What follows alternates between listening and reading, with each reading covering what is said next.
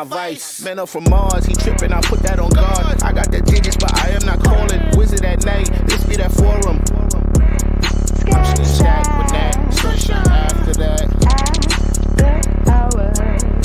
Just gonna stack with that. Sunshine after that.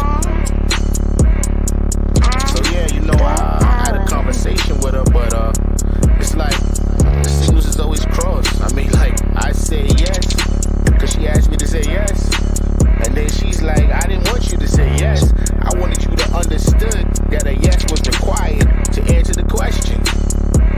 I was like, what?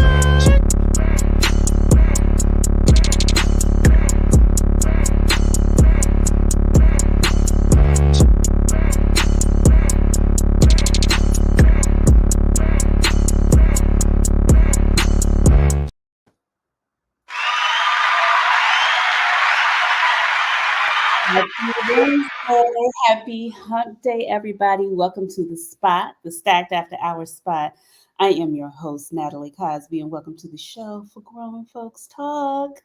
So tonight we are talking about what is feminine energy, his point of view. We have an all-male panel. It's going to be lit. So y'all, oh, and we have a competition tonight. Best question, best comment gets a prize. So, and we will announce it at the end of the show. So make sure y'all comment and keep those questions coming in for these gentlemen, because they're going to take us to the edge like last week. So y'all get ready, get those cocktails to keep those fingertips loose, because here at Psy, we keep it what is always lit and enlightening. So let's get into it. Let's bring in Sunshine. Oh, she's my favorite. Fairy dust back, girl. Ow. Sunshine, you looking mighty hot tonight. Oh, thank you, girl. Got a little sunshine on. You looking cute. Feminine energy. I'm bringing the feminine energy out tonight. Okay. So yours comes in black and sexy. Mine's in flowers and a little shoulder action. So there you go. You bring that. So Sunshine, somebody asked me this, like, who came up with that topic? I was like, actually I did, because I felt like it was important for us to kind of really get a man's point of view of what they are receiving from us in our relationships. Well, when they meet us, meet us, work with us, love us, whatever. And then how have their ideas around femininity has formed. And just to be, honest and forthcoming with the femininity. Every time we spoke to a guy on this show, one of the number one things they always say is that I want a feminine woman, a woman who exudes femininity. And so we're like, what the hell does that mean? And in doing all the research for this topic, it's pretty much everyone has their own definition of what femininity is. So what is your definition? What does femininity look like for you, in you?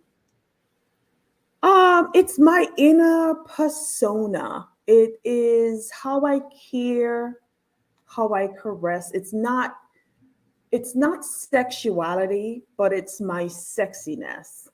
And it is not sexual, but it's how being a woman makes me feel. And I love being a woman. I love how my skin feels. I love how my lips feel. I love how my body feel.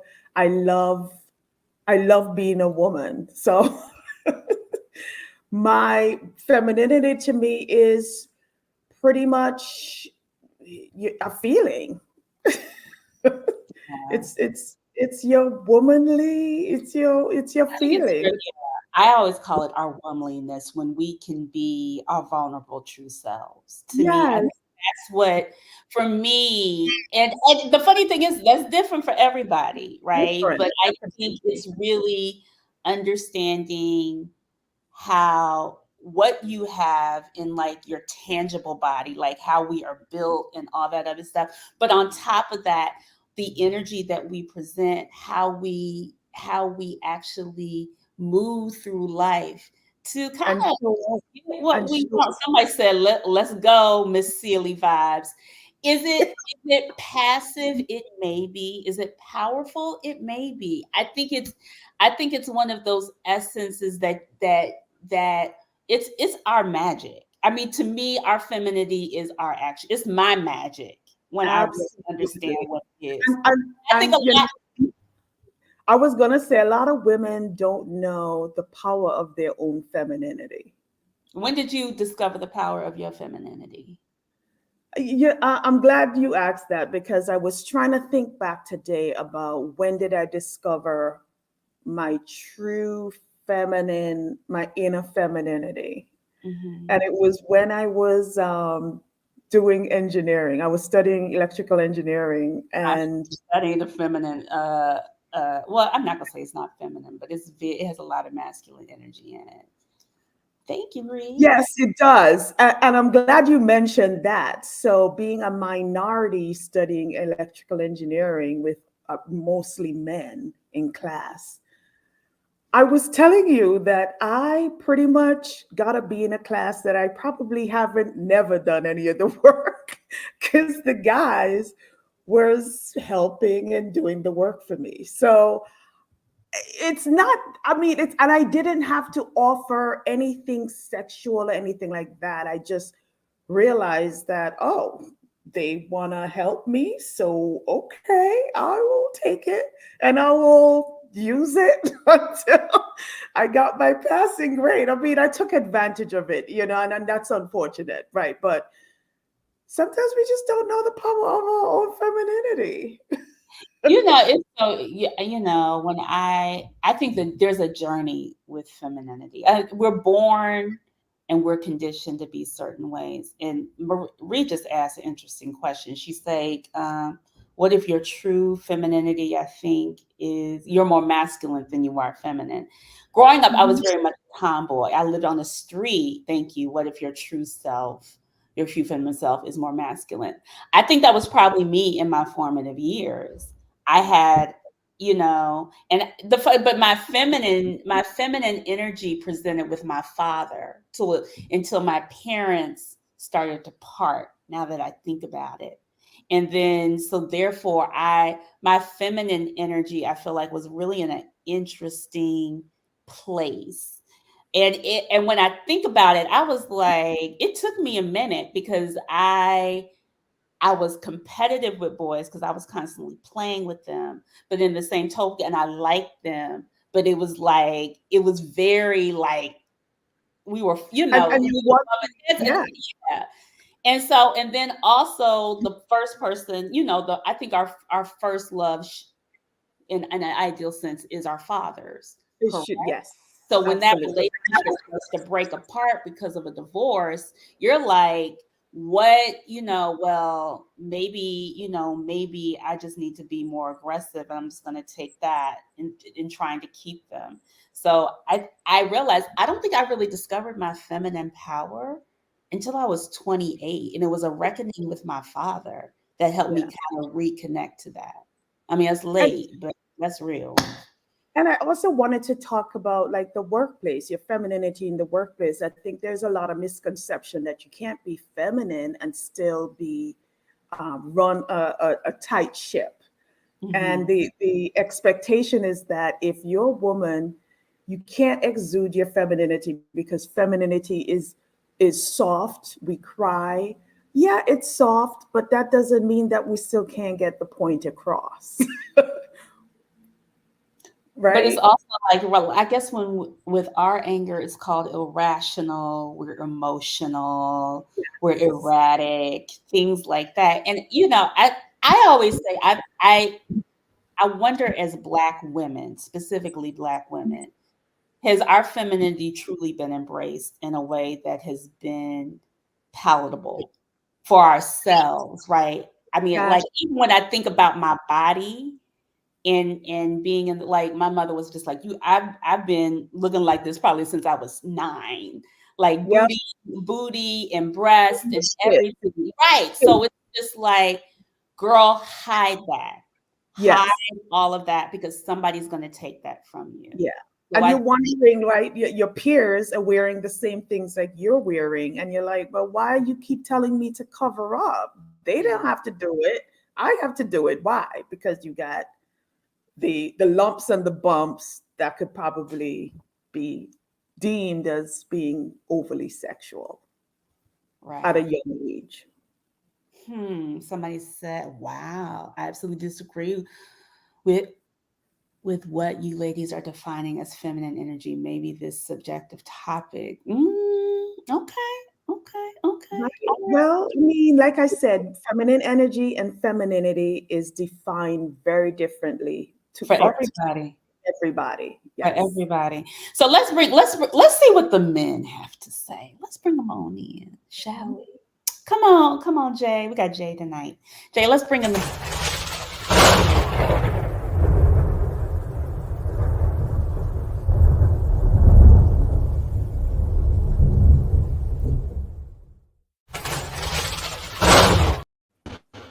All right. So we're about to do a quick round robin of our panelists. Lord have mercy. This one's going to be a little lit. So new to the show, we have he is a trainer. He is my trainer, and he's ex-military. Let's welcome new to the show, Jason Quick. Hey, say hey, Jason. Hello, how you Next. Hey, Jason he had to pull the car over to make sure that we see him and so we can get his feedback. Next, we have Mr. Todd Dumas. Hello, Todd. Welcome back. 1911. Yes. Hello. And then finally, we have, of course, our rambunctious liberal Black Power Gordon Parks, my ex co-host. I ain't calling him. Now he's a panelist. I made him my co-host. Gentlemen, we're gonna jump right into this. We've been talking about, Kevin Samuels had his idea about feminine energy. Men are always talking about feminine energy. What is feminine energy for you in a relationship or when you meet women? What do you exude? What has been your experience? I'm gonna go ahead and start with Jason first since he's new to the show. I would say feminine energy to me is a woman who is open, who is transparent, who is accepting of the masculine energy, and understand that feminine energy is very dynamic. It is very flowing, and it has the power to create and it has the power to destroy. Mm-hmm. So with that, it has to be balanced with a dominant masculine energy. And once a woman feels safe in her space, then she can play her role. But it's been too many times where the woman is playing both roles of the feminine and the masculine part, and that's where the imbalance occurs. All right, cool. Whitney. You can hear me okay? Yes, hey Jamie. Jamie is also part of the panel. Go ahead, Whitney. I tend not to think of it so much just in the strict sense of feminine energy. I just think of it as, is it complementary to whatever a guy's energy is? And, depending on the kind of guys you date, if you're, dating a certain a powerful kind of guy, then your energy needs to be powerful, yet at the same time accepting of his energy and complementary, so that it doesn't butt heads with that energy. So it's hard to describe it as one thing or another, because like you both said earlier, women think about themselves in so many different ways, and they come to the world in so many different ways. And so I think you just need to be pleasant, comfortable, and still powerful with whoever you think that you are. So Whitney, what was it for you? What is feminine for you specifically? What does that energy look like for you? I mean, see, without calling it energy, I would say that when it comes to femininity, like perfect example, some guys like what they call natural women who are, maybe the locks, maybe no makeup, clean face, a bohemian type style. And some guys like myself like production, high heels, makeup, face beat. That's my thing. Lashes, the whole thing. And so that level of, not the lashes these young girls are wearing that look like this long. No, that's ridiculous. But just, makeup done. And femininity in their sex appeal, in their approach, in their presence. And so I like sexy in terms of their feminine representation. Okay. All right. Todd, and then and Jamie and that. Yeah, I mean, I understand the production of femininity that Whitney's talking about, but I think I tend to kind of break it down to more when you take off all that, what is it? What are you getting when you wake up in the morning? And for me, it's sort of personally, it's sort of unselfish sensitivities and sensibilities. It's about thinking about the other person as the other person thinks about you, not an I, but a we, right? Like I tend to date a lot of women that are like, what can you do for me? What are you going to do for me? How do I feel? Mm. That's not femininity to me. No. There's a certain nurturing in femininity that I think is getting lost, as we move through generations. And so there's a production of it. There's the sort of essence of it. And then there's kind of the idea of it. And I think we just have to define what we're talking about. Okay. I like that, Todd. Jamie? I agree with the gentleman that just spoke. I believe that feminine energy comes from within. I believe that who you are without the makeup says more about femininity than anything that you can put on. I mean, let's face it, makeup is a mask. It's used for deceptive purposes. It's not really who you are. Who you are is without that makeup, and who you are is soft but strong. And I would venture to say that stronger than what most men would really understand. I believe you have to know yourself, know your own strengths to kind of manage that situation.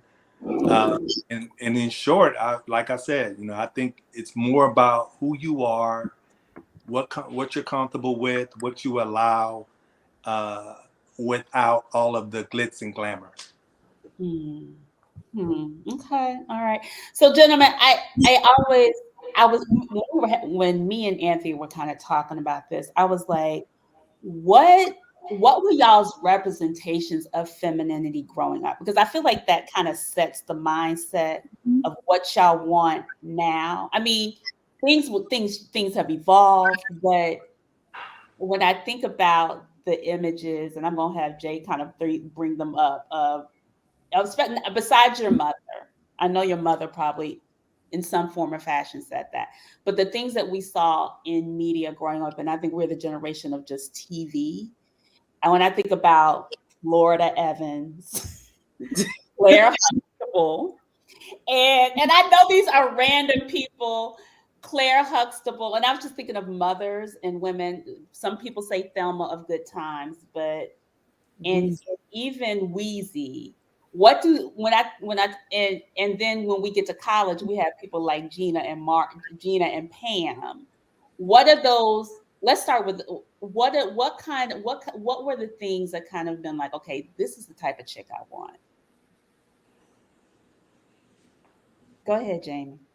Those women, however imperfect some of them were, whether it's Florida Evans and her overly idealistic ways, I mean, I think they were all supportive. So I think that when you think growing up, seeing those images, you think support.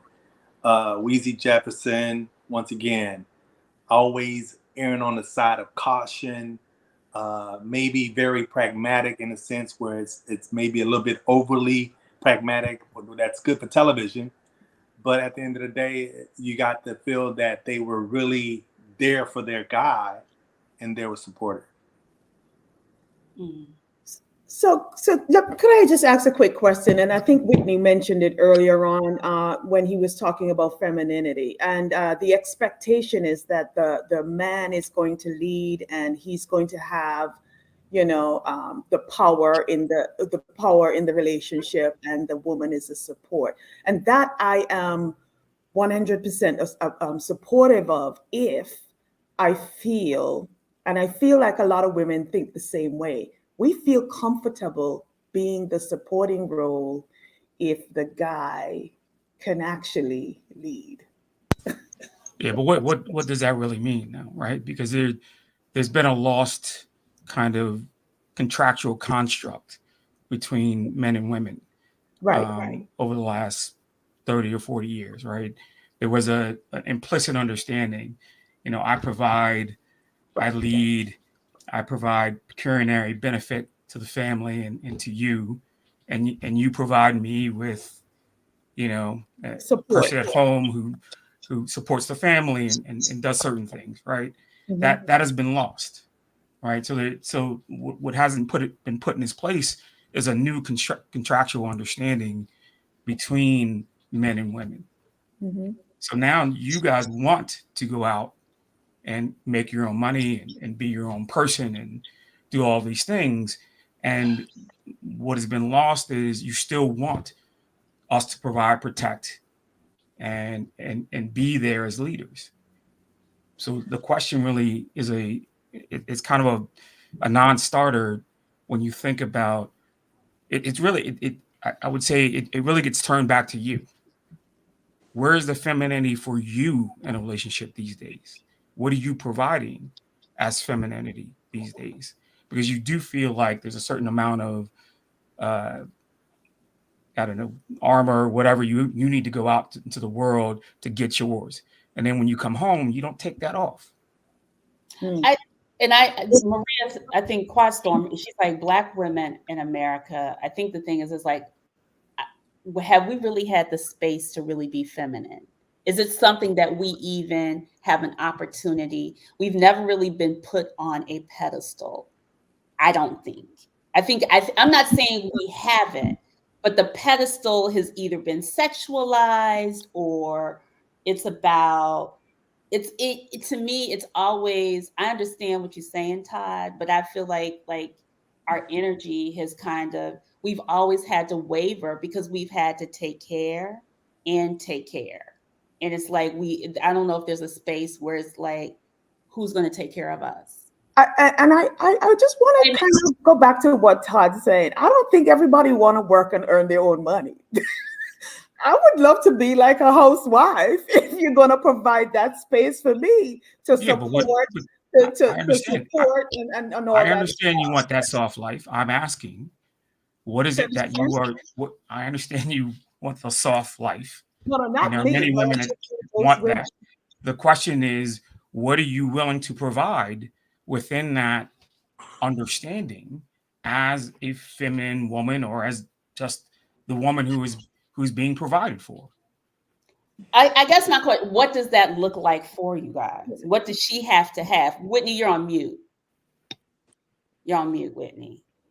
Oh, why am I? Did I mute myself? Now you're not on mute. You were echoing. Okay. That's why. I would say that in 2023, there's a new balance. I mean, it's been this way for a little while.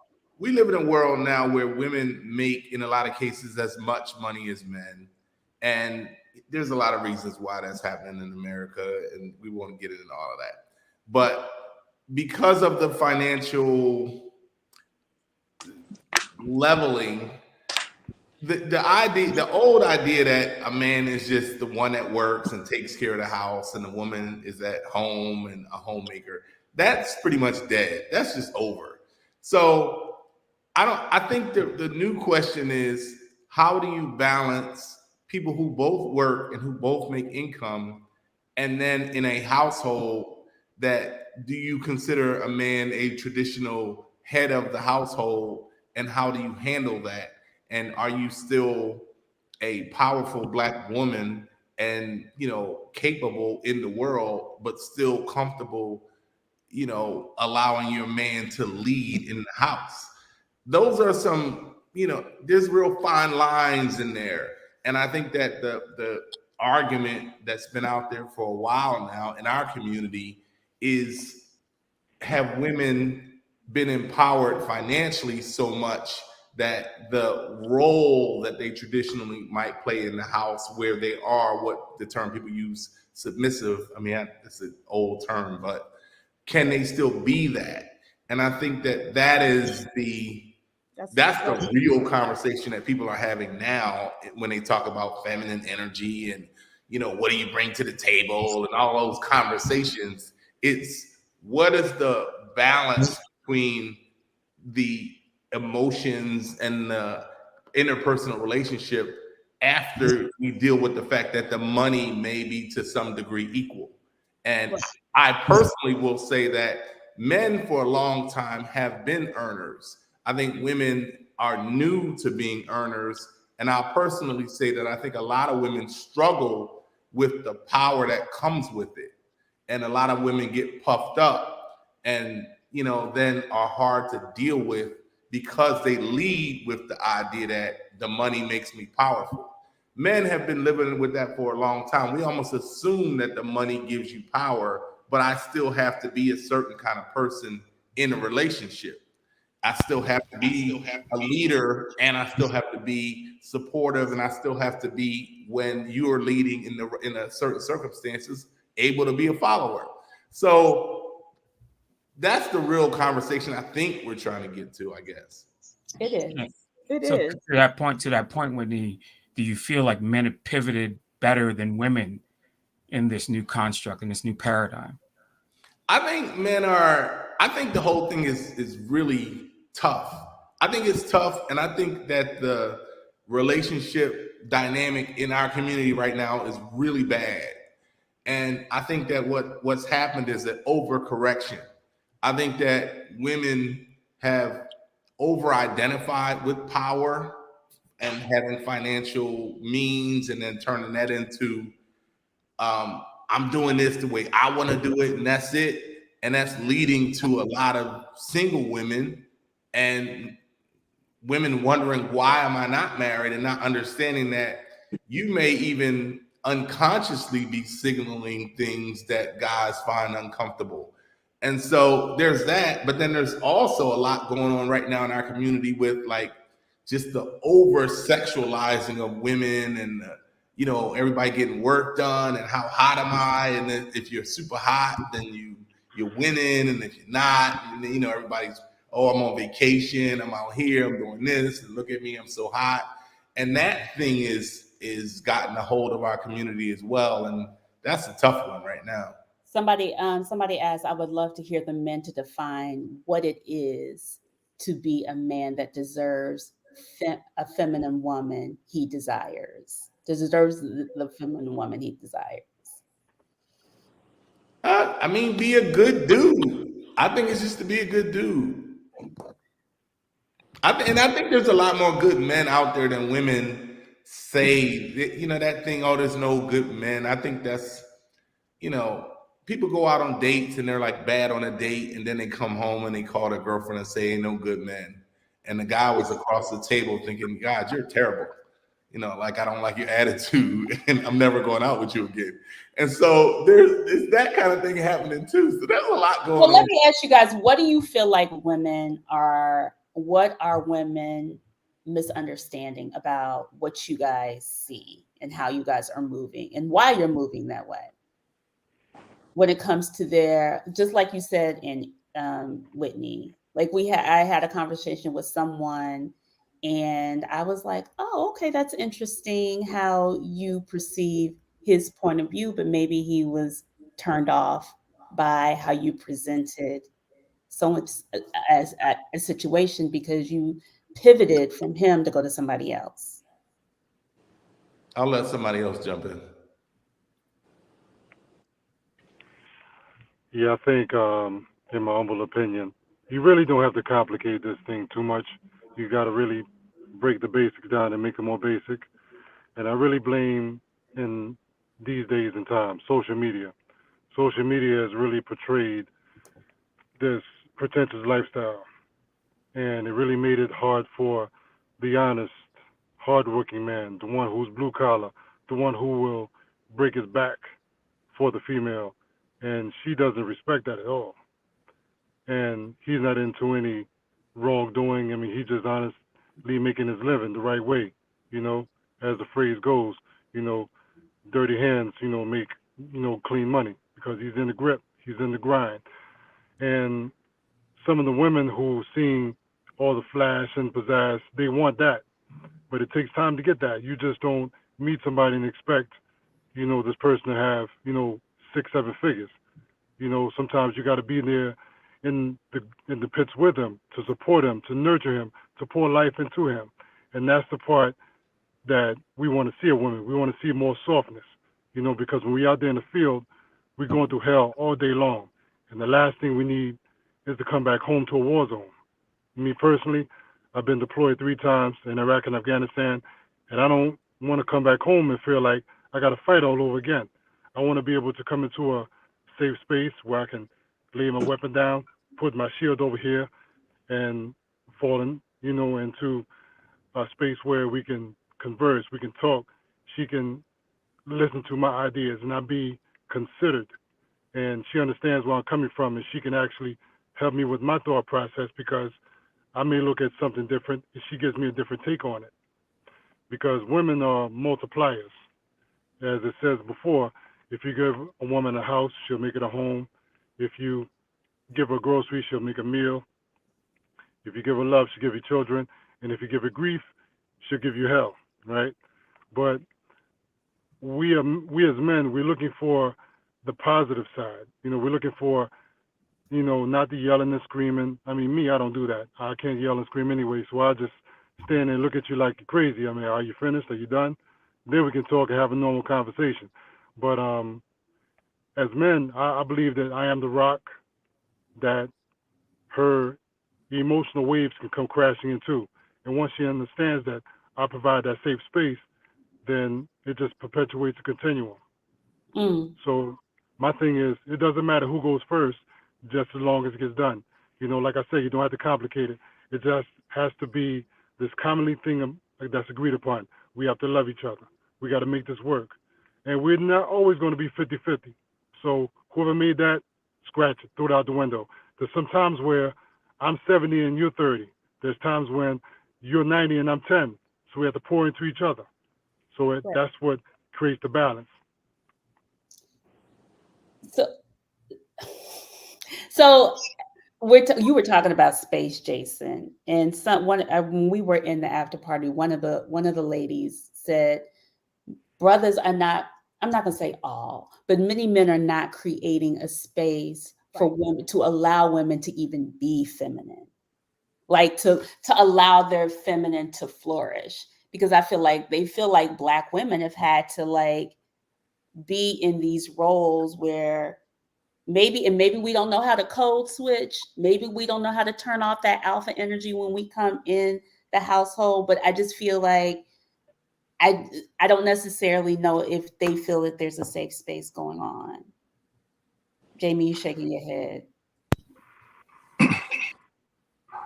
I think if we go back a little bit and we start thinking about how certain women were raised, and the first person that they look at is their mother. Do you want to be your mother? What attributes, qualities from her do you want to emulate? I know you're your own soul and God brought you here by yourself, but the environment that you grew up in, what do you accept from her? What do you want to allow to be your signature in a relationship? Whether it's going to class as an undergrad, whether it's going to work, what type of woman are you to where you don't have to put on certain things but your femininity shows and permeates throughout society? I think that's really where it starts. I don't know that you can say a man needs to create a certain space, because I think if you have that type of energy as a woman, a man will be lucky to find you. I just think that if you reject some of the things that your mother grew up with, which is a lot of women do. I don't want to be like my mom. I don't want to be like my grandmother. I want to be this new person. Well, this is the first real generation, maybe generation and a half, of the new modern woman. And how is that playing out? You know what I'm saying? It's getting more of a divisive type of situation, which means that the family is going this way. So unfortunately, a lot of women are incorrectable. They don't heed advice. They don't take advice. They don't take coaching or leadership from the man that they're with. And it really, really is the reality of most relationships in terms of why they're not working. So are we all, go ahead. Yeah, I just wanted to talk about that question that just popped up. Can a man lead a household if he makes less money? And I think so. I think it depends on the woman that he's with and the respect that she has for him. You know, money aside, it's who, you know, everyone has their role that they need to play. I personally prefer to be in the more submissive role. So I am looking for the opportunity, no matter what, whoever I date, to, when I reach home from work, put my penis on the table, take my Superman cape off, and be that girl to support her man. That's who I am personally. But, you know, not all relationships have been in that I feel comfortable to do that. And unfortunately, it is some spaces that are not created, or I feel is not created, to make me feel that part of me. So is the money, is money part of the issue? Not the money, but the success of women. You know, the thing about our generation, I call it Generation X, is like, we are the first, you know, we were, as Black women, we were taught, like, don't depend on a man. That's what was constantly told to us as daughters. My mother, I mean, my father took care of us, but I think the thing is, it's just like, you got to make sure you can take care of yourself, because you can't depend on y'all, unfortunately. And even though, we not saying that that's all of us, but a lot of us took that as, it's uncomfortable to surrender or submit because I don't feel safe that he's going to show up in the way I think he's supposed to show up. Well, I think the and I don't know if any of the guys agree with me, but I teach my daughter to depend on herself, and she's 7. And it's because, as a man, I don't know that men today have the wherewithal and the mental toughness to be a suitable candidate down the line. And that's just the way, I mean, I see it on so many different levels. And I don't like saying this. I don't like being the one to report this, but it's the truth.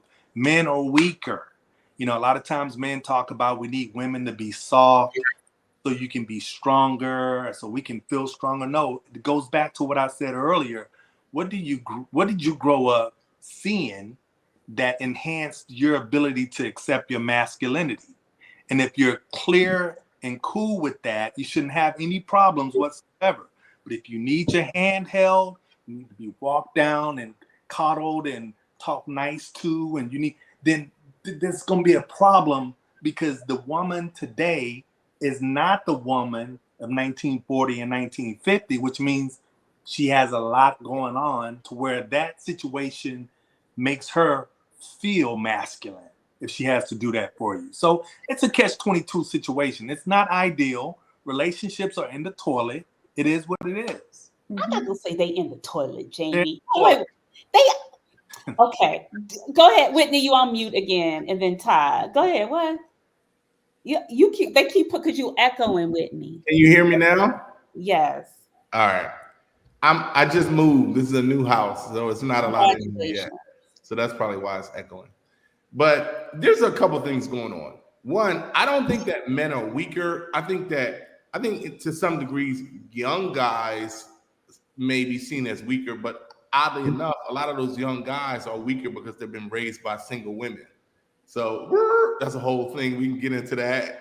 Because a lot of women won't date the sons that they're creating. They wouldn't date them because they take care of them and they do everything for them. They wash their clothes. They don't make them do anything. So they raise soft boys and then they complain about soft men.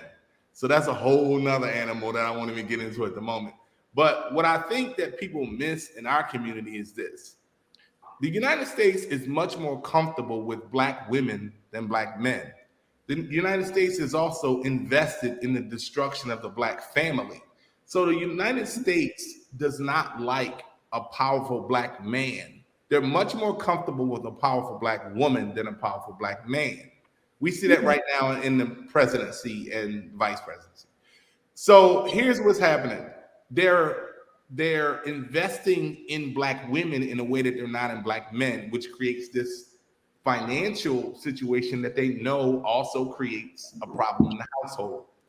If we were smart, we would understand that and we would say, we're not going to let that be the thing that we choose in terms of how we determine relationships. So it's like women have bought into the idea that we're dope because we get paid. You're dope because they're deciding to pay you. You're not as dope as you think you are.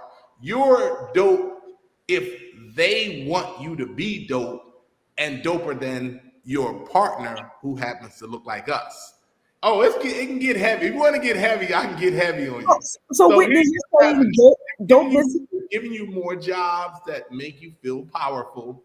But instead of saying, me just having a job where I make a good amount of money and I'm comfortable makes my life what I want it to be, they should be saying, you know what, I always wanted to be a mother. I wanted to raise kids. I wanted to have a family. The money is cool, but I still want to be the kind of woman that a man would want to be with apart from the money. The problem is that social media and that lifestyle thing kicks in and everybody wants to be rocking an Hermes bag and, you know, I want to be on these trips. I want to pop bottles. I want to be fly. And that supersedes what a relationship is about because there's no love in that. That's why, like the word says, the love of money is the root of all evil, right? So if the love of your relationship is balling, your relationship is on the wrong road. Your relationship should not be based on when women say, I need my man to make six figures. Why? What is it that you want to happen in a relationship? Is the relationship purely a financial construct, or is it about somebody that you love and care about? If you led with that, I think they would be more successful. It really is that simple. So as you guys, some of you all are single. I know, Whitney, you're married. Mm-hmm. And more than ever, there's more single Black men and women than our parents, clearly, right? And so my thing is just like to help women understand. And that's why I said, you know, a lot of the femininity or feminine energy is like what's going on between us behind closed doors. What is not going on? What are we presenting? What are we not presenting? So, you know, like it's a dance. Is it not a dance to a certain extent? Because we ain't gonna stop making money. We ain't gonna stop not earning. We're not gonna stop doing those things. We're not. I mean, that the train has left the station. On purpose. How do we come together? Like, what do y'all want? What does respect at this age look for? I can help you out. I can answer it in one sentence. Don't lead with money. Women will don't lead with what do you do for a living? What do you do for a living? You're leading with money. You're leading with money. Guys don't lead with money. Guys can see a girl walking down the street, and we talked about this on another podcast, but the girl could work at McDonald's or the girl could work at Smith Klein. Either way, if the guy finds her attractive and she's pleasant and appealing, he'll want to go out with her. Women don't do that. Women are like, well, what do you do? You might be cool, but what do you do? because you have to make a certain amount of money. And if you lead with money, you're leading with the wrong thing, which is why so many women are not winning. So I have a poll. Hold on. So for all of y'all on there, how many women have you met within the first 30 minutes? That's what they asked. All of them. Every one of them. Corey said facts. So I don't meet women that like that. You don't meet women like that. I mean, I don't know that I've ever met a woman within 30 minutes that asks me what I do. Yeah, who's what? I'm gonna be serious. Where are these women that are asking those questions? All women ask people what they do off top. That's like the first question. But hold on. So I have to agree with Whitney. When women talk to women, what's the first question they ask them? What does he do? That has nothing to do with the fact of the one-on-one interaction that you're. I don't know, brother. I mean, that's just me. I don't meet women that come at me like, "What do you do for a living?" Where do you live? Huh? Within 30 minutes? Huh? I mean, we get around to it at some point during the front part during the conversation, but it's not like the first 2 or 3 things that come out of their mouths normally with me. In DC, in New York, in LA, in Brooklyn, in Atlanta, what do you do for a living? Is the first or second question. After your name, it's what do you do? Well, I mean, go to Missouri or something. I don't know. He knows what different. So basically, you're saying, so Whitney and Todd, you're saying the size up is not feminine. I call it the size up, like what you do, who are you, who do you know? I'm not saying that. I'm saying, listen, if you're looking for someone who is as educated as you, who is, I don't know, call it on your level, what have you, that doesn't bother me.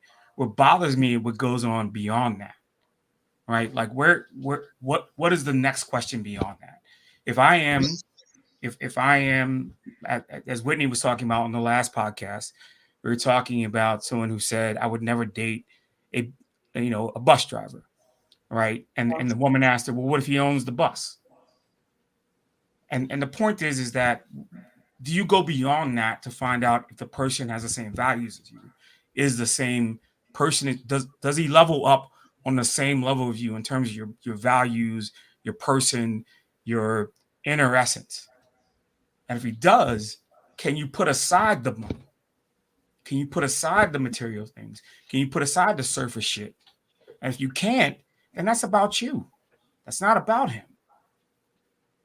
But this, in my opinion, you guys may get that. I don't know if it's a geographical thing, whether it's an East Coast thing, or maybe it's a down south thing here in Texas. But maybe, just maybe, your presentation and how you come across in terms of meeting a woman will draw that type of response. No, wrong. No, it's not it. It's not it. It has nothing to do with how guys come across. Women in high. Present a certain. Okay, wait. As a woman, where people are making things happen. I don't know what's happening in the South, but in DC, Philly, New York, Atlanta, LA, any city where there's people making real money and making moves, they want to know what you do. I'm calling you an outlier if women are not asking what you do. That is the weirdest thing I've heard in eons. Let me always want to know what people do. Let me enlighten you on this. Maybe take this angle if you really want to get busted down on this thing. Let's look at you could never bust me down. I know women. Let me just bust you down. You could never do it. You could never do it. In 2 seconds. I'm operating Go ahead, Jamie. Well, let me do it in 2 seconds. Go ahead, Jamie. Here's the thing, brother. Here's the thing. This is apples and oranges, what we talking about. Okay. First and foremost, I don't go at women with the expectation that it's a transactional situation, whether it's I'm here because you're beautiful. I've met beautiful women all my life. My energy is different. I'm telling you straight up as a grown man that I can't remember the last time in 30 minutes to an hour that I met a woman and she was pointed in her question of asking me what I do for a living. Now, let me tell you why. I present a philosophical point of view in conversation. It revolves around non-surface type of shit. So maybe if you come across in a way that is like, hey, how you doing, ma'am? My name is Trent, and I live on the east side of Manhattan, and blah blah blah. Hold on. No, I don't. Let me back you up. Hold on. Let me back up a little. You guys are talking apples to oranges, right? Because I live in New York, right? In New York, you don't go to dinner parties. You go out. All of your social interactions are out somewhere with folks, and you're trying to get to know each other. They're not at very rarely at within a reference point. Meaning, like in Texas, you probably more than likely go to somebody's house and meet people, and so they have a reference point for you. And so the first question is not what do you do, because they look around the room and who you're with, and they don't need that. They don't need to ask that question. In New York, in DC, in sort of Northeast metropolitan areas, that's not your first social interaction. It is out somewhere where you don't have a reference point. And so I understand why women ask the question. It is not a bad question in and of itself. The question is, what is the purpose of the question? That's the real essence. What do y'all feel the purpose of the question is? The whole energy behind that question is, I don't want to waste my time with somebody who's not going to measure up to my. I don't believe in that. I don't think that. I don't. That's not my thing off the bat with people. It's not. What do you do? What do you do? Where'd you go to school, or who do you know? Is not right off the bat. It doesn't snap me into you are that kind of person. It snaps me into you're trying to create a reference for me, right? I'm not going to waste my time with a motherfucker who's a serial killer, all right? So I need a reference point for you. But it's still money. It's money. It is money. But it's not always money, brother, because it is money. I'm going to tell you why. You understand in DC, right? You lived in DC, right? I live in Philly now, but I've lived in DC. Okay, I'm from Philly. I'm from Philly. You lived in DC. All right. What you do is not the first question in DC. The first question in DC is where the fuck you went to high school. Who you know, right? Because don't nobody make no money in DC. So they ask, so who do you know? What do you do? That kind of thing is about what your social circle is. It ain't really about money. DC in the 90s, 2000s. What do you do? And let me tell you why this. Philly's not that way, because Philly's a blue collar town. So I'm from Germantown. I grew up in Germantown. I go back to Philly every month. I understand the evolution of Philly now, but it still ain't New York, right? You understand that? Ain't nobody making money like they are in New York unless they're you're in a particular field. That's a different question. Let's move on. What I'm saying to you is, talk about money. When they're talking about money, it is about money. When they say, what do you do for a living? It's about money. Because if you say, I drive a bus, that's a determination you're going to make. If you say I play in the NBA, that's going to financial determination you'll make. If you say I'm a neurosurgeon, there's a financial determination. Every occupation has a financial kind of window. People want to know where that window is. You saying women in 2023 want to know how much you make. If you're saying you're not hearing that, you ain't in the streets. Because the streets is about paper. So let's bring it back. I don't think that's a lie. I just don't think that's the entire truth, brother. I think there's a certain segment of women who are trying to understand who you are before they invest their time with you. So where did the six figures conversation come from then? Exactly. So money. Where does it come from? Let's bring it back. They always say he got to make six figures. It's about money. They? Who the fuck is they? Women. You haven't heard that in the last. Who the fuck is they? You haven't heard that in the last 10 years? Relax, dude. I'm just asking who is Don't that? tell me to relax, player. Come on. Either get your weight up or don't talk. So it's always about money. When a woman asks that question, does it take away from her femininity? Can we bring it back? I don't think it takes away from a woman's femininity. What I'm saying is, the answer to that question and how you handle that determines kind of what you're about. Perfect example was that bus driver conversation. Now, she, in her mind, a bus driver makes X amount of dollars, and a bus owner supposedly should make Y amount of dollars. Right. So her comment was about money, about what it pays. And if you're leading with what it pays, then why it's not about money, then why are you bringing it up, Todd? What do you, hold on. Slow. One at a time. What are you asking, my brother? I'm asking you a simple question. You keep talking about not about money, but yet you keep No. I said what I said was. Let me ask you the question, man. Relax. What I'm telling you is this. You keep saying it's not about money, it's genuine commentary. I didn't say that. But yet you keep talking about New York is a place to make money. I didn't say that. Well, don't misquote what I said and then try to make a point behind a misquote. What I said was, it is about the intent behind the question. There are some women who ask the question because it is a pecuniary question. It is about how much you make. There are other women who are trying to make a reference point about you. Who do you know? What sector of life are you in? So it's either about the social circles and who you know, in the social constructs in which you move in. So they can have a reference point for you, or it is what Whitney is talking about. It is about how much do you make, and are you worth my time because you do or do not make whatever my base level is. I never said it ain't about the money. Okay, so can we move from the money? Well, let's move from the money. The question, y'all triggered by that question. So highly triggered. To help not to help the sisters out, but we want to understand your point of view, like I said, because there's a lot of single women in this group, in my age group, who are trying to figure out what does this whole feminine energy thing mean and how it really shows up.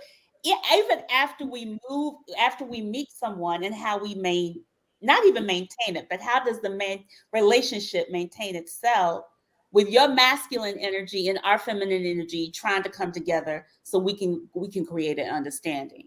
So I always just like for you guys, like, what is it that makes you even get past the conversation around what you do and whatever that conversation is different for Jamie, is different for Todd, is going to be different for Whitney, different for Jason. What makes you to be like, I want to know more? What does her energy got to look like for you that you want to know more about her? Okay, now I'll jump in if nobody wants to jump in. Go ahead. I would venture to say I probably dated more women than everybody on the panel combined. Whitney, what does combined? and you can probably throw in a few more guys. Go ahead, Whitney. I think I'm an expert on it. I'm an expert. I'm sure all of y'all are in your own right. Can you answer the question? You got your dick on the table and swinging it around. No, I'm saying I'm an expert on this whole dating, what works and what doesn't work. I'm gonna answer the question. If you are pleasant and you're appealing and your conversation is interesting, guys will want to date you. If you are single-minded on what is he going to do for me, if you are too focused on yourself, if you're self-centered, if you are doing things that, and this is what I think has women twisted up in the last, say, 10 years, the silo. Because women go to other women to say, well, what is he saying? He tripping, and they go, yeah, girl, he tripping. The best thing that happened to dating in the last 10 years was Kevin Samuels. Oh my God. Okay. The best thing that happened in the last 10 years was Kevin Samuels. Because Kevin Samuels came on his show and said, listen, if you are a 6 Your life should be based on what you get when you're 6. If you look like Sierra or Beyonce, you're probably going to date guys who can carry that. So part of it is people are punching way above their weight class. They out kicking their coverage. Women are looking for something that they are not going to get. So you got women who are 40 trading on ass when the guy that they want that's making paper is going to take the girl that's 25. See, I can get it. I can really get into it if you want to get into it. I want us to go to the edge because women want to. I'm going to tell you a lot of things that women are getting wrong. You overrating yourself. Like if you're 40 and you're nice body, you're competing with a girl that's 25 and a nice body. And the girl that's 25 is going to go out with the guy that's 50 that you would go out with. Because now they're like, the guy at 50 got paper and he can take me to a restaurant that the guy that's 25 wouldn't. So it's not just that, where are you? It's also, are you competing in a different world now? You in the streets with 25-year-olds now. At 40, 45, and 50, and so it's hard on the yard. That's the first thing you got to accept. And if you do that, you'll stop blaming the men right off top. Because it's not the men, it's the market. Okay, thank you, Whitney. Gentlemen, anybody? I forgot the question. You want to know what's going on? I said, what? I keep saying, I said, Lord have mercy. All right. Got the question. The question originally is we are trying to gain understanding of how we can make, once we get past all the intros and you're in the throes of it, what is keeping y'all there? What is making you go further? I'll say one last thing before. Wait. I'm gonna say one last thing. What? I would bet that most women, say you're appealing, you're 40, attractive. You're saying we're 40 to 50, 45 and above. Black woman, 40 to 50, right? Somewhat attractive, decent career. Say you got all that going on, right? Mm-hmm. When you go out on a date, do you go out on a date and say, I want to be appealing? Because see, when guys go out on a date, guys have a goal. So because they have a goal, they sell themselves. Guys are like, yeah, I'm dope. I want to be interesting. I want to be funny. They on. They trying to make it happen. If you're not doing that, if you're not selling yourself like, hey, I'm interesting, I'm a hot girl, I'm fun. If you're not doing that, if you're just sitting back trying to be impressed, you're going to take an L.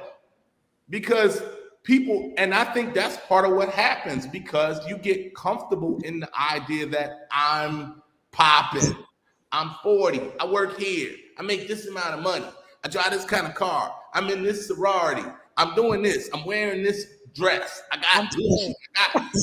And if you come to it with that, impressed by yourself, your aim on a date is not going to be to impress him, and he's going to leave the date going, yeah, she all that, but nah. Okay, I want the one that's interested in me. So are you dating and being impressive to your date across the table? When was the last time somebody asked women that? Hey, can I finish the question for the other men? When was the last time somebody asked a woman that, though? Okay, hold on, gentlemen. Lord have mercy, Jamie. Jamie, Jason. What is? Let me start. Jason just like look at it like Lord have mercy. Jason, real quickly, what is the thing after, because I know you're going through some things now. What are you looking for now at this age? Because I think everybody here is at least over 45 and up. Go ahead. Right, I'll be 50 next year. I really look at character, and it could be a setting where you're with a certain group.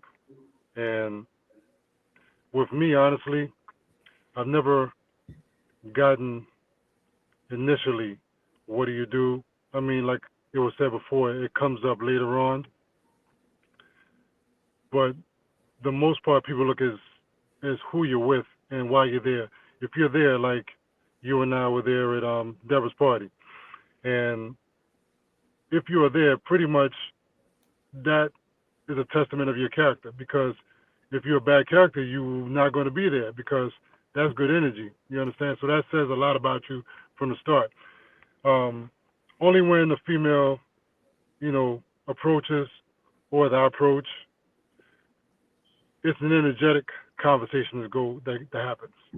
So sometimes what you say and your actions can be contradictory. And as a man, a balanced man, a dominant, balanced man, your word has to be iron. You have to be a man of your word. And for women, I think with them, they want to understand that there is security behind a man and what he says and what he does. That has to match up. Okay. And once she feels comfortable with that, then the floodgates will open. And Okay. I feel that a lot of times when you start presenting, I got this, I got that, because we can always talk about our strengths. I got this accolade, I got this degree, this certificate. It's nothing but a piece of paper, because we got, doctors who have terrible bedside manners. We got attorneys who are arrogant. We got, judges who rule unfairly. But it's your experience and it's your character that comes behind that. And if you can get past the glitz and the glamour and see a person for who they are, then we can talk somewhere. Talk about where your weaknesses are. What do you need support in? What do I need help in? Me, I'm a man, and I know that I'm rigid at times. So I need that soft and sweet. I need that one female to speak that life into me sometimes. Even though I do know it myself, sometimes it's good to hear that confirmation. So that's where the balance occurs. I like that, Jason. I like that. Jamie and then Todd. That's a really good question. I look at it like this. It's really simple for me. Aesthetically, we wouldn't be here if we weren't attracted to each other. Let's just put that to the side.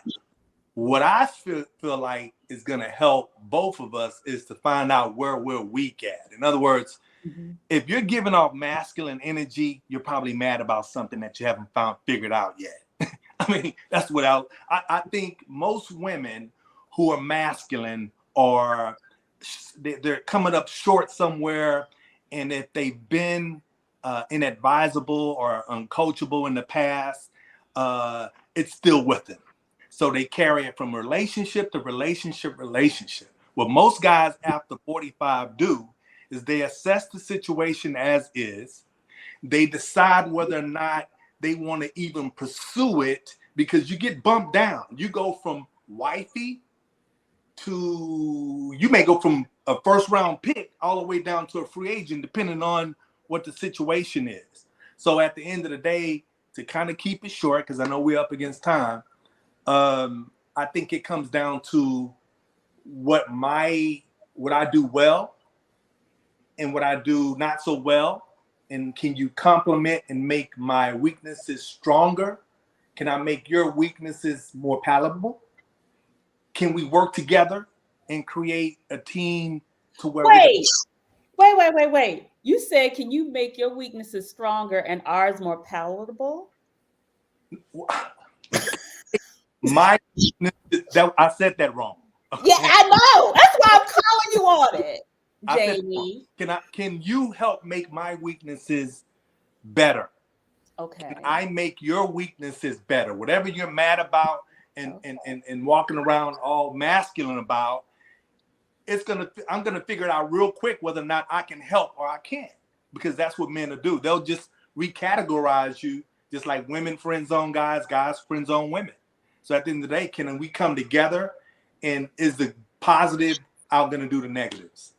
Okay. That's pretty much it. All right. Jamie, we losing light on you. We can't see that face of yours.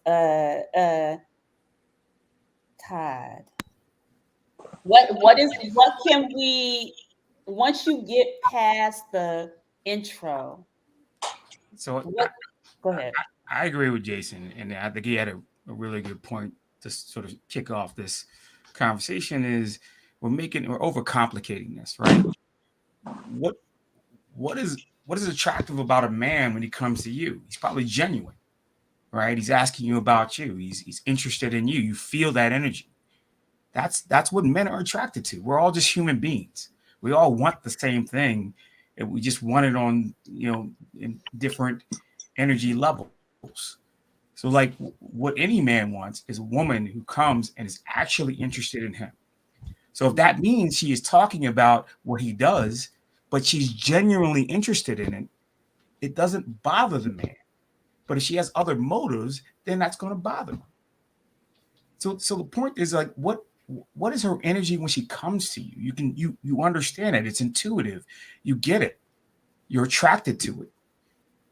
And then you can move from there. And then there's a certain sense of, as you start to date, are you accountable? Are you unselfish? Do you care what happens to me in this day rather than me just caring what happens to you in that day? So somebody in Tanera asks, so a man can be weak and we should accept it. It's not about being weak. I like that Manichaean dualism is just it kills me, man. I hate that shit. Like, why does it have to be weak or strong or like this zero-sum game that we play in these relationships? It is when you are 70, I might be 30. So give me something. Come get me. Right? When you are down and you had a bad day, I'm gonna come get you. Like that is what makes long-term relationships work. If you look at all the people that are single versus all the people that are married and they got long-term relationships, they don't talk in these dualistic terms. Weak, strong, all this. We find in our vulnerability, we find weakness in our strengths. So you don't have strengths or weaknesses? Of course I do, brother. That's not what the talking point. about. What are you talking about? Can I jump in? Can anybody hear me? What the Yeah, brother, go ahead. I'm trying to figure out what the fuck is he talking about when you say all right, let me say this, the idea of somebody saying, so can a man be weak and we have to deal with it, whatever. I don't even know where they're coming from, because what is the assumption that a man is weak? That's where I'm getting at. What I'm saying is all these women who are single, and there's a lot, are going to remain single. What do you mean with a lot? There's a lot of black women that are single, right? A huge amount. They're going to stay single. You know why? Because they're not listening. People are responding by saying things like, oh, if he weak, I just got to deal with it. Oh, if I'm balling and he not, I just got to shut up because you're not listening. The point is, if you're leading with money and accomplishment, you're doing it wrong. And you're going to continue to do it wrong, and you're going to stay single. So when I be trying to drop science and I'm sounding like I'm popping off, I'm trying to help, but people ain't trying to hear me. What I'm saying to you is, are these women, these same single women, going out saying, how can I be the most appealing person on a date? No, they're not saying that. They're saying, how can I get what I want? How can I find this thing that I want? This guy with all this money that's going to take me here and do this and do that. And it's all a self-centered conversation. You're not going to win with that premise. You need to leave the house thinking, I want to be a entertaining, fun, appealing, conversational person that somebody would like to be around. They're not doing that because they too high on themselves. And these are the girls that Kevin Samuels would be like, yeah, you popping like you were 10 and you were 6 talking trash. Go sit down somewhere. The truth of the matter is, there's a legion of women out there, black women out there right now doing that. If you are so single, dope. if you're single, 100% of your relationships at some point has failed.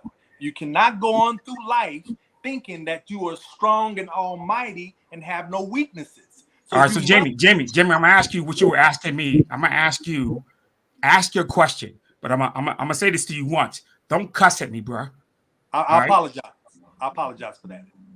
When I have a respectful conversation, let's have a respectful conversation between two men. Have that Don't fucking cuss at me if you want a respectful conversation, brother. Time out, y'all.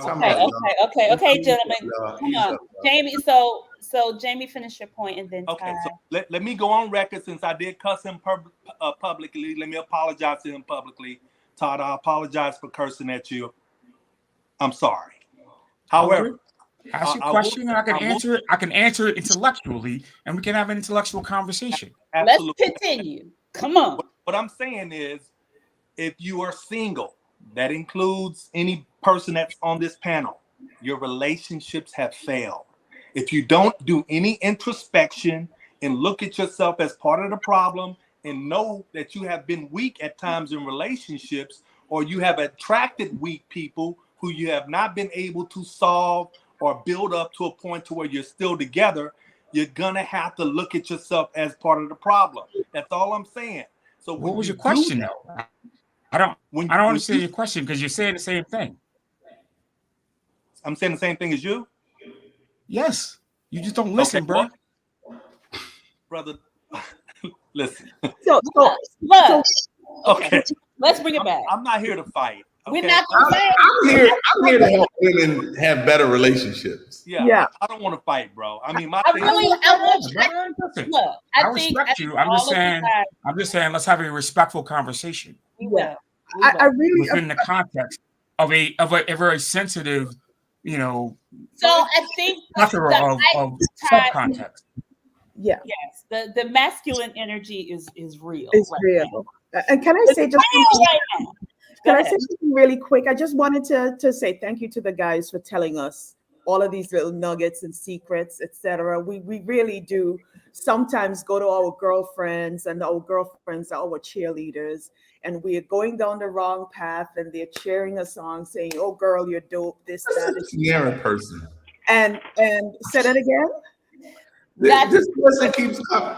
They're asking me, what do I lead with? I only hear you lead with money and charisma to get ass. No, I lead with charisma to get life.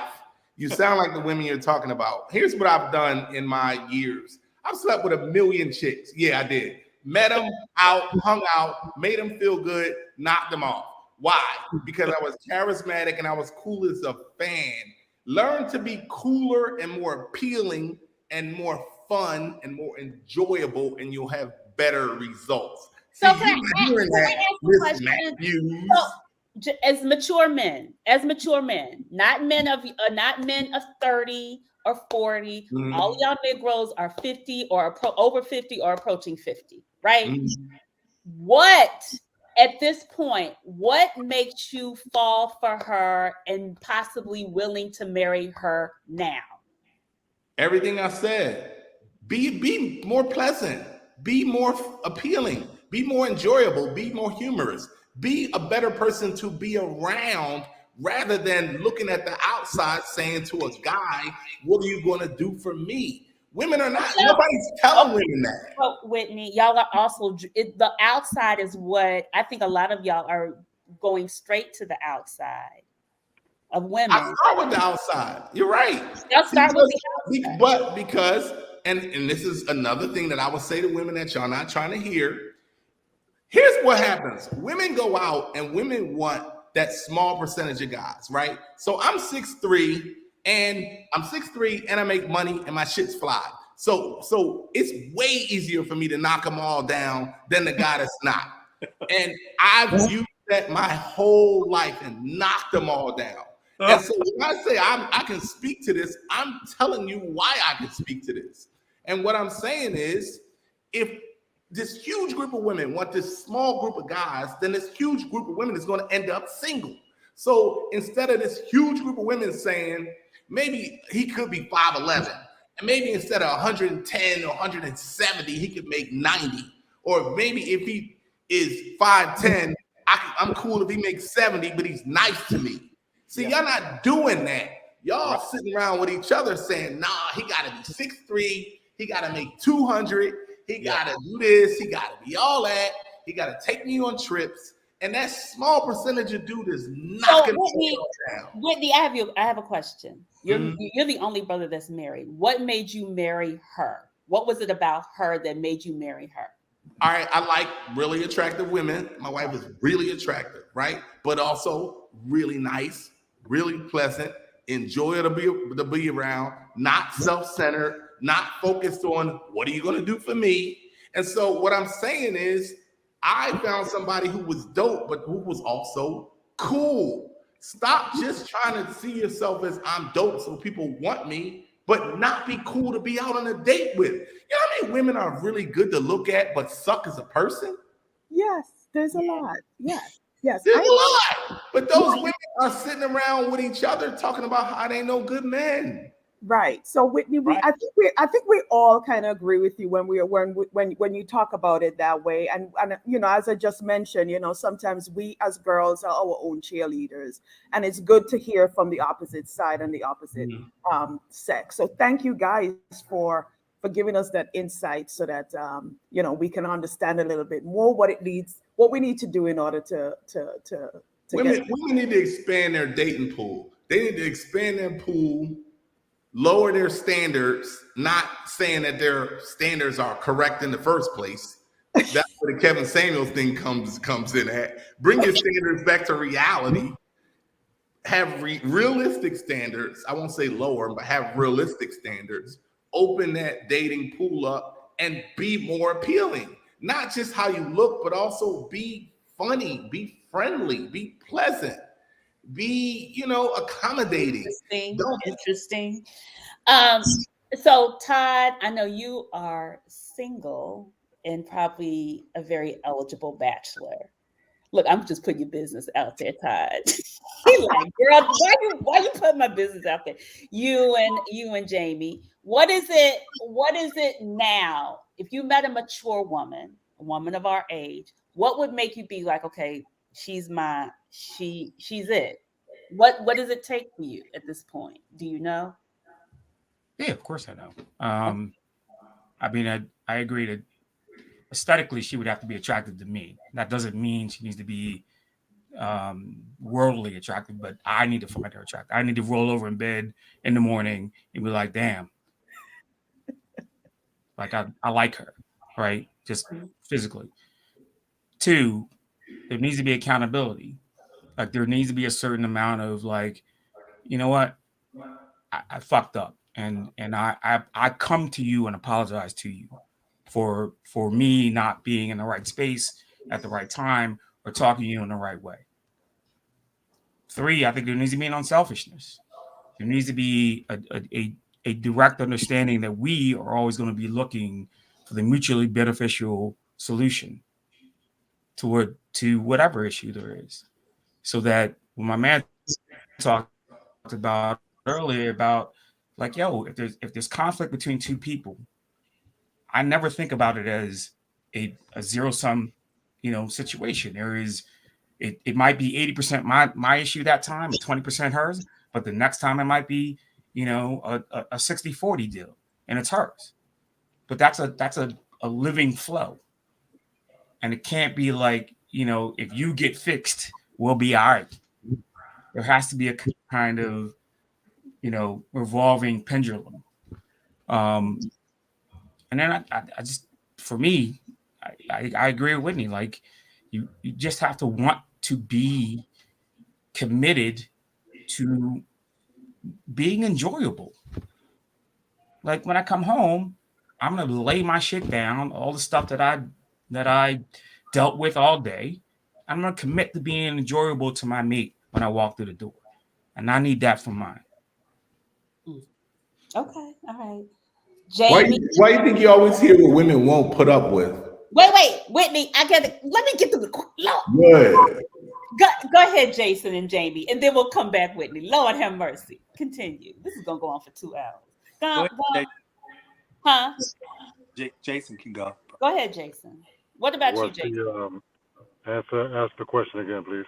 I said at this point, I know you're going through things, but what would make you go around the merry-go-round again? If you what does she need to have at this point in your life for you to commit? Well, I mean, I'll go ahead and put it out there, and I'm transparent. I'm going through divorce litigations now. 14 years married, going on 15 years.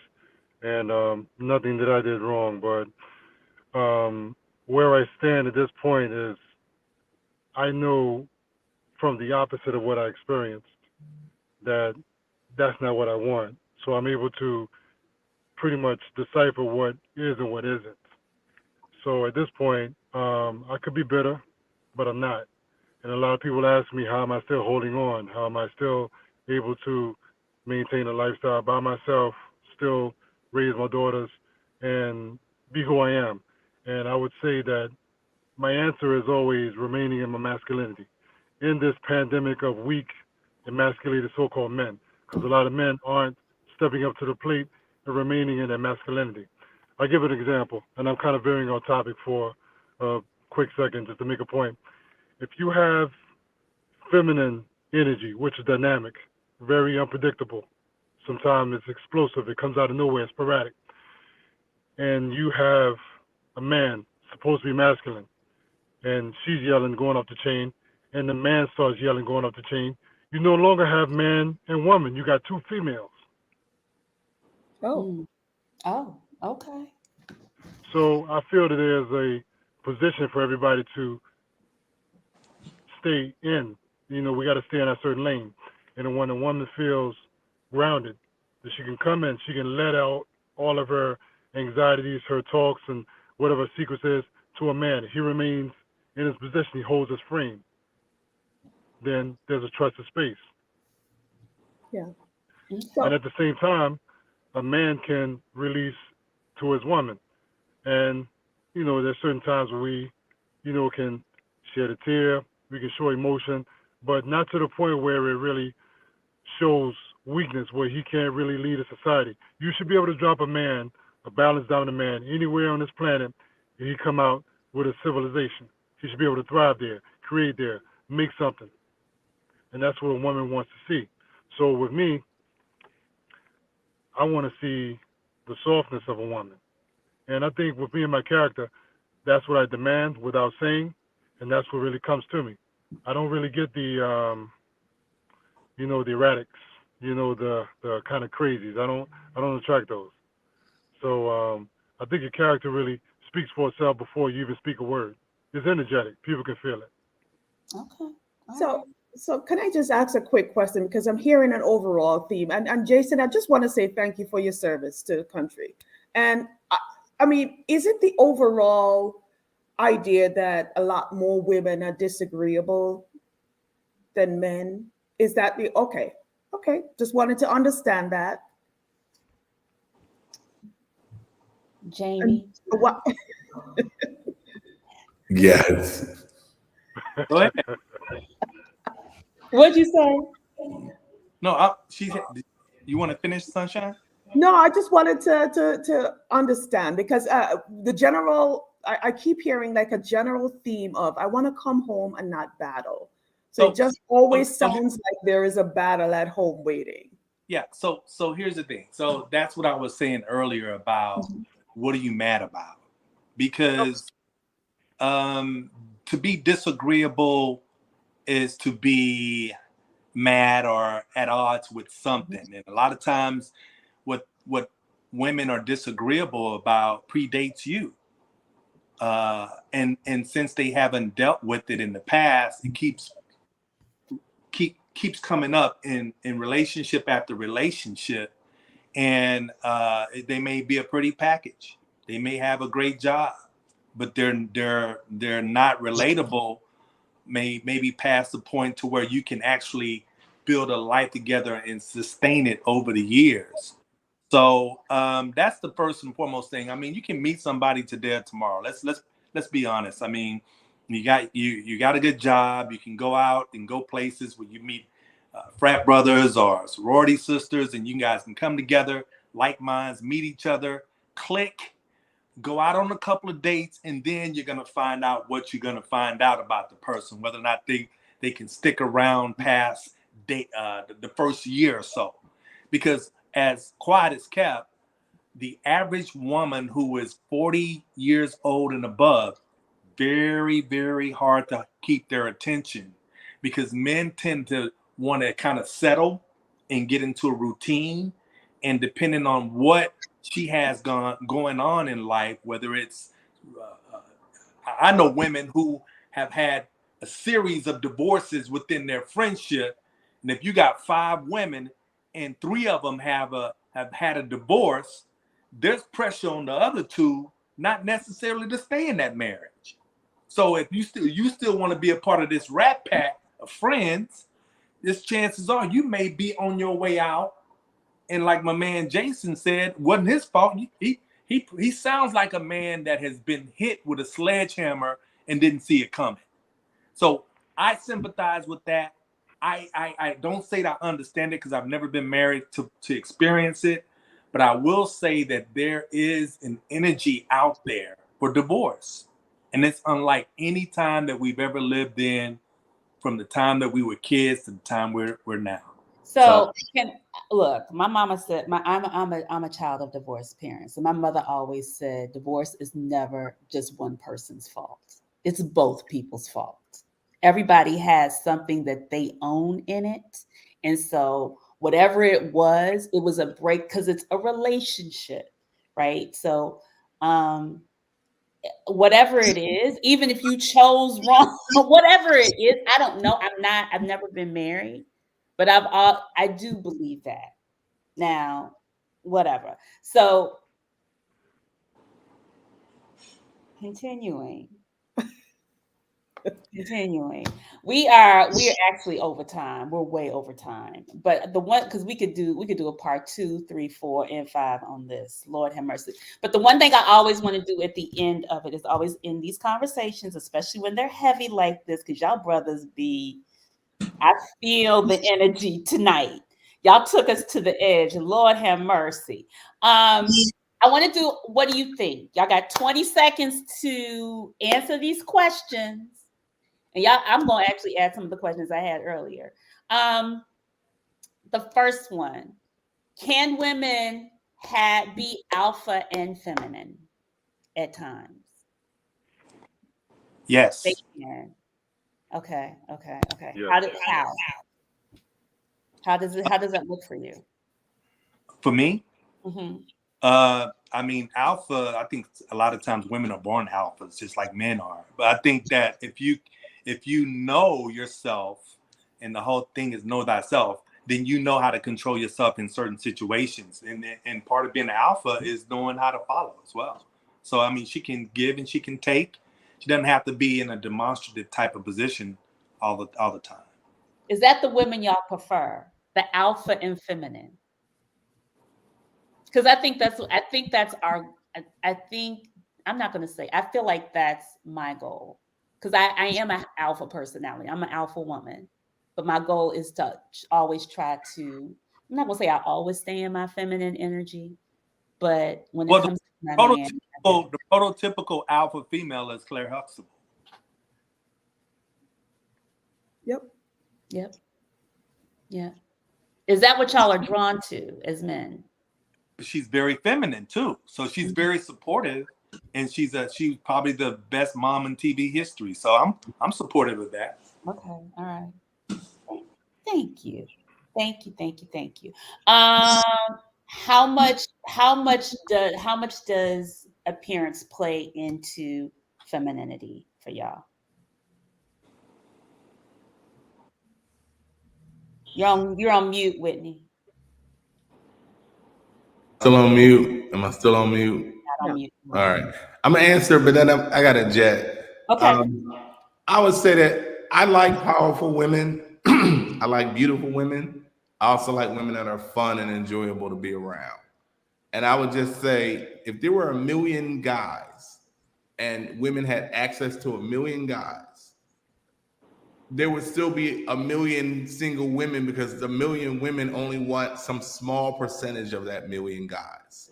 That's the current problem. The current problem is the crop of men available is not big enough for the taste of what women want. Until somebody deals with that, they're going to be sitting here 10 years and 20 years and 30 years and 40 years from now. Because women have decided that only a select group of men are not weak, not corny, not unworthy, not broke, not So they've taken that million men down to probably like 80,000. And so as long as that's the case, it's going to be this situation. Because you live in a country that has decided that black men are enemy number one. And people are not thinking about that. You can't be a black woman dating black men in America and not think about the condition of black men in America. Because you then start to think that you're so empowered and so powerful and so self-centered on yourself, you lose the plot. Okay. So you can be out here being beautiful and powerful and successful with no man and get bopped in the head walking down the street. Whitney, hold on. I got a couple more questions. Just 20 seconds. You can stay on for 3 minutes. Give me 3 minutes. Okay. Quick question, gentlemen. What is the difference between a leadership or leading and controlling? For y'all. Two different things. I mean, you can lead quietly, you can lead loudly, you can lead by example. I think control is a real problem. And speaking to that same small percentage of men that the women want, a lot of that small percentage are assholes. A lot of them are real controlling because the guy who only rules by his money tends to be the most controlling guy out of all of them. He's the guy saying, don't wear that, don't go there, don't do this, don't hang out with her, sit your ass down. That's why you see a lot of NBA and NFL players whooping their girlfriends' asses, girlfriends and wives, because they got the money and the power, and so they wield that money and power. So it's one of them be careful what you ask for things. If you was kicking it with the bus driver making his 80, he chilling, treating you nice, but you want the dude that want to whoop your ass. But I done said enough. Hold on, wait, don't go nowhere. Todd, how do women know that a man respects them? How do men know that a man respects them? How do women know that a particular man, that you respect them? What does that look like for them? I think he shows up for them.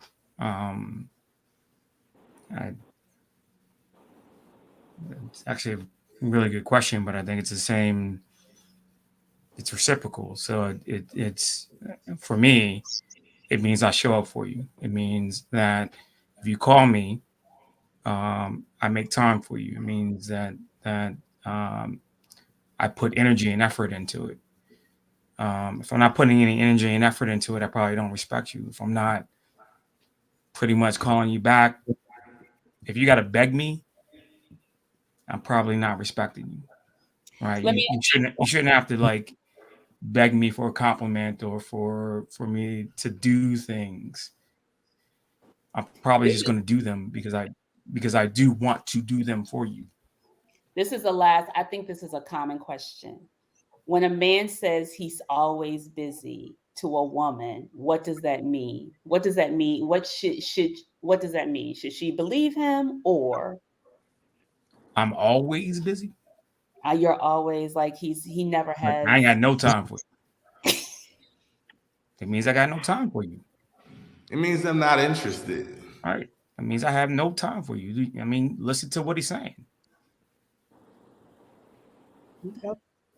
All right. Because I've heard a lot of women be like, well, he's really busy and he doesn't have time and blah, blah, blah. I'm putting it to the kaleidoscope. He's busy with other women. That's where he is. He's busy with women that are not her. Okay. Well, he's just not into you.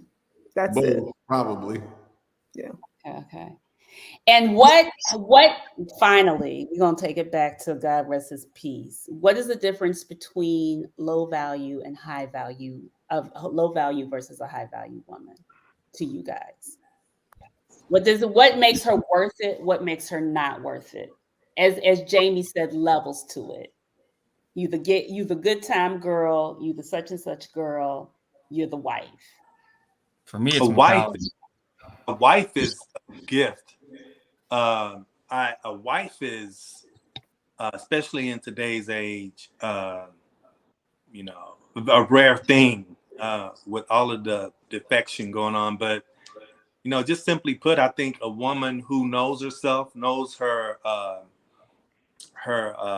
strengths, uh, uh, is understanding of what she needs to get better at. Since a lot of you guys don't like weaknesses, she needs to get better. She's striving to get better, and she's supportive, you know, and feminine. Okay. I think a low value woman is a taker, and there's a lot of takers out there. What do you mean? You taking what? At this age, whatever they can get. It's take me out to dinner. It's take me to Cancun. It's take me to here. It's take me there. But it's rarely, here's what I'm giving you. Maybe some ass. I mean, the internet is flooded with it. It's hot girls everywhere that you see all over on trips and all that, but you never see the guy. Where's the guy? Somebody's taking the photo in the hotel room. Who's taking the photo? It's a guy, but it's a different guy this week than it was next week, and a different guy the week after that. So they're taking. They're getting what they can get, and that's the future that they're, that's what it's going to be. Because if you're into just money and things and possessions, then that's what you're going to get, and nothing else. And then what about the girl who's been the girlfriend for 10 years that y'all just don't want to marry? What's that about? You should have tapped out earlier than 10 years. Don't stay that long. If you stayed that long and you waited, that was on you. Yeah, you took the L, but you were complicit in the L. 10 years, if it's 10 years and he ain't proposing or you bugging. How long is too long to stay? Long enough to realize he starts to diminish in your own mind. Say that again, Todd. When your self-worth diminishes in your own mind. Like what is your delineation of your own self-worth? That's a good answer. That might be a week. It might be a month. It might be 2 years. A lot of times girls will say, I was with a guy a long time, and then he got married pretty quick with the next girl. That happens fairly often. Why is that? I can tell you exactly what that is. What it is some guys love certain girls one way, but another girl another way. And if the guy doesn't love you like it's the end of the world, I can't be without you. Not that nutty, I'm outside your window shit. But I mean, I really love you a different way, then keep it moving.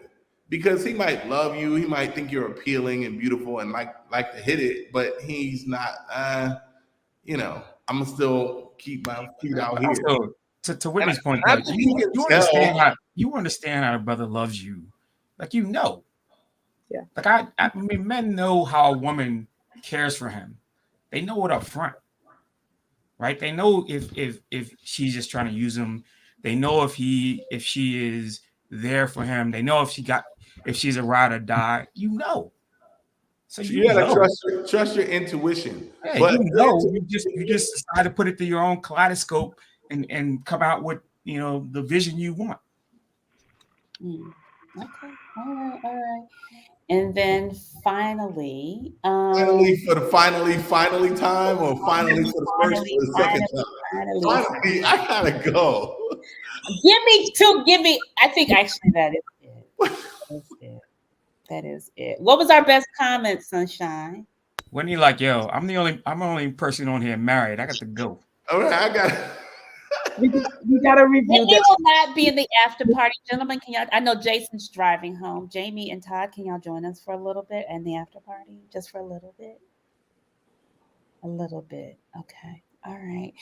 Well, you know what? What was our best comment, Sunshine? I think it came from Tanera, the one that made everybody a little triggered. What was it? Tanera, we got to send you a gift card. Pull it up. Do you remember it? I think it's the one where she said about angry or something like that. You talk about what she said, well, if men are weak, we supposed to just deal with it or whatever. Yeah. What are you talking about? What's weak? All right. Yeah, that's the comment. Next week we're doing what is masculine energy, the women, her point of view. Y'all better watch. Listen, all the masculine energy. Jason, thank you for sharing and being honest and transparent and so on and so forth. Thank you for having me. Thank you. Drive home safely. Whitney, congratulations on your new crib.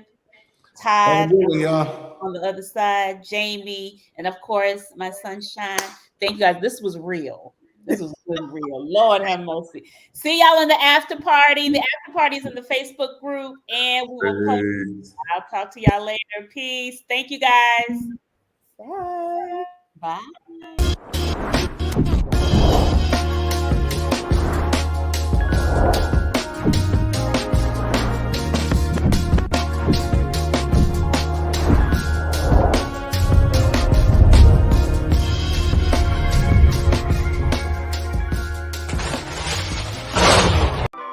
Join Stacked After Hours, The Spot, where grown men and women gather to have candid, also honest discussions about the state of life, love, and more. The Spot is a hybrid of in-person and weekly virtual gatherings.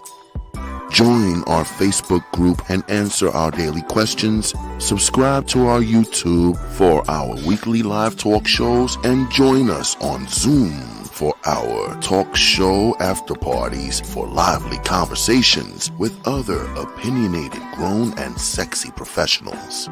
Just search, like, follow, and subscribe to Stack After Hours on Facebook groups and YouTube. Also like and follow our brand pages at Be Stacked Wellness on Facebook and IG. So wherever you are, at home or abroad, pull out your laptop, tablet, or smartphone and join in the conversation with the members of Stacked After Hours. The Spot by Be Stacked Wellness. See you there. As you know, and if you are new to the Stacked family, we always keep our conversations lit and enlightening.